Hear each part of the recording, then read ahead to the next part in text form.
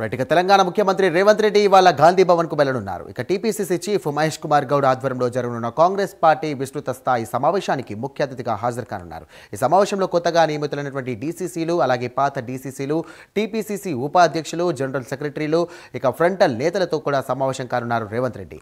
కొత్త డీసీసీలకు సీఎం రేవంత్ దిశానిర్దేశం చేయనున్నారు.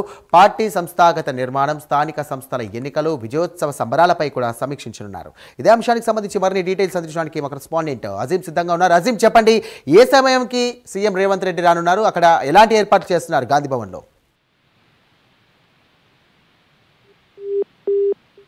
అయితే టీపీసీసీ అధ్యక్షుడు మహేష్ కుమార్ గౌడ్ ఆధ్వర్యంలో ఈ రోజు కాంగ్రెస్ పార్టీ విస్తృత సమావేశం ఉంది. సో ఈ సమావేశానికి ముఖ్య అతిథిగా సీఎం రేవంత్ రెడ్డి, అలాగే తెలంగాణ ఏఐసీసీ రాష్ట్ర వ్యవహారాల ఇన్ఛార్జ్ మీనాక్షి నటరాజన్, సహా ఇన్ఛార్జ్ ఉన్నటువంటి విశ్వనాథ్, ఇటీవలే సహా ఇన్ఛార్జ్ గా నియమితమైనటువంటి సచిన్ కాంత్, వీళ్ళందరూ కూడా ఏదైతే ఈ సమావేశానికి హాజరవుతారు. సో ఈ సమావేశంలో ముఖ్యంగా ఈ రోజు కొత్తగా నియమితులైనటువంటి డీసీసీ అధ్యక్షులు అలాగే పాత డీసీసీలకు వీడ్కోలు ఉంటుంది, కొత్త డీసీసీ అధ్యక్షులకు వెల్కమ్ ఉంటుంది. సో ఈ నేపథ్యంలో ఈ టీపీసీసీ ఉపాధ్యక్షులు, జనరల్ సెక్రటరీలు, ఫ్రంటల్ ఆర్గనైజేషన్ సంబంధించిన నేతలందరూ కూడా ఈ సమావేశంలో కూడా పాల్గొంటారు. సో రేవంత్ రెడ్డి, పీసీసీ అధ్యక్షుడు మహేష్ కుమార్ గౌడ్ అలాగే ఇన్ఛార్జ్ అందరూ కూడా కొత్త డీసీసీలకు దిశానిర్దేశం చేస్తారు. పార్టీ సంస్థాగత నిర్మాణం, పార్టీ ఎన్నికల్లో సాధించాల్సిన విజయాలు, అలాగే ప్రభుత్వం 2 ఏళ్ల పరిపాలనకు సంబంధించినటువంటి విజయోత్సవ సంబరాలపై ఈ రోజు ఏదైతే సమీక్ష సమావేశం జరుగుతుంది. సో ఈ విజయోత్సవ సంబరాలు కూడా జిల్లా వ్యాప్తంగా పెద్ద ఎత్తున నిర్వహించాలి. అలాగే స్థానిక సంస్థల ఎన్నికలు జరుగుతున్నాయి. ఆ స్థానిక సంస్థల ఎన్నికల్లో పార్టీ అత్యధిక స్థానాలు సాధించే విధంగా ముందుకు వెళ్ళాలి. అలాగే పార్టీ సంస్థాగత నిర్మాణం కూడా చాలా ముఖ్యం కాబట్టి పార్టీ సంస్థాగత నిర్మాణంపై కూడా